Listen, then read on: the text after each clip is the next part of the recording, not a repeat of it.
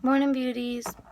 So, I know I've been slacking a little bit on this video thing. It's really hard when you're working out twice a day and working a full-time job and doing photo shoots on the side and going and trying to have a little bit of a social life. I don't have much of one, but I mean a little, you gotta do it every once in a while, especially in the summer when there's beaches, an hour away from here.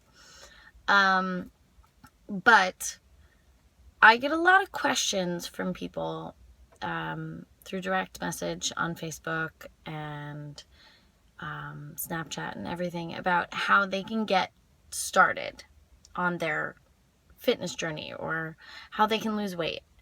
And I actually just got this question from an older gentleman at the gym today, which, I feel like there are certain people that should maybe not ask other people, only because some gentleman in his late 60s asking a 20-something-year-old girl, our bodies work completely differently at this point. Sure, there are some standards that you can follow, but generally speaking, what's going to work for me is probably not going to work for him. So at that point, I would suggest going to your doctor or a nutritionist and definitely figuring out what is going on with your metabolism in your body before you try and figure out an appropriate diet or nutrition plan. I hate the word diet because that means that I've been on a diet for the last 5 years straight, and who wants that kind of life? Anyway, the top tips that I want to give you guys, and I know they're going to seem super redundant and silly, but I'm telling you that they work 100%. So I think it's worth you, really checking it out before you start going on these crazy binge diets and crash diets and, destroying your entire life over, trying to get into shape. There are easier ways to do things, or at least to get started. I don't know if you're going to end up with a six-pack because of it, but, you can definitely get there. So number one, especially for women, I think, try cutting out dairy. Not forever, but I always use 30 days as a jumping off point. So what I have found is that little tire around your lower abdomen, for me at least, it's typically built by mostly dairy. And I find that this is common for a lot of women, younger and older, actually. I had a client in the past who cut dairy from her diet and dropped a couple pounds in a couple of weeks just from making that change. I think that it's definitely worth being one of those things that you just, cut it out for 30 days, 1 month, 4 weeks. It's really not bad. You can do it. And if you make that one change and it helps, then you start making others. Another one that I like to do, say, don't cut out all carbs. Not unless you're really trying to, hate life. But stick with whole grains. So, no bread, unless it's something super, super healthy. I would stay away from bread, though. Do a whole wheat wrap instead. Get rid of the rice. Go with quinoa if you're going to do that.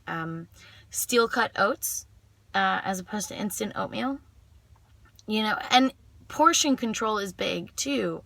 You're not going to have a massive bowl of whole wheat pasta and see a difference because it's not regular pasta.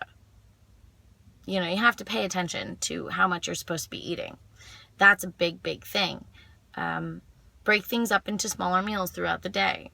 And don't eat heavier foods at night, eat them in the morning so that you can have energy throughout your day, and then stick with something lighter, maybe a salad or chicken and veggies or fish and veggies or something, later on in the day. The other thing I like to try is when you're snacking, aim for fruits in the morning, but after breakfast, not on an empty stomach, especially if they're acidic. Don't do fruits at night. They're harder to digest. It's heavier carbs. It's going to slow down your metabolism, actually. And, the sugar and things in there that you don't process before you go to bed are going to turn to fat. You can do like trail mix or nuts before a workout. That's great. Try not to do them late at night. Try to stay away from heavy foods late at night. Like I said, that includes red meat and potatoes. Don't be a steak and potatoes kind of person late at night if you're trying to get, into shape. It may seem healthy because it's, especially if they're sweet potatoes. And God, are they delicious. But heavier foods like that are going to be harder for your body to digest before you go to bed. And stick with the rule 2 hours before you sleep. That's the last time you should be eating. That's the best thing that you can do for yourself. Don't eat and go right to bed unless you're trying to grow, a lot of muscle. And even then, it's got to be clean. So, I know I ramble a little bit. I've got to work on these, and I'm getting them a little more organized. My thoughts tend to drift. But I think those tips are very valid. They certainly helped me when I was starting out.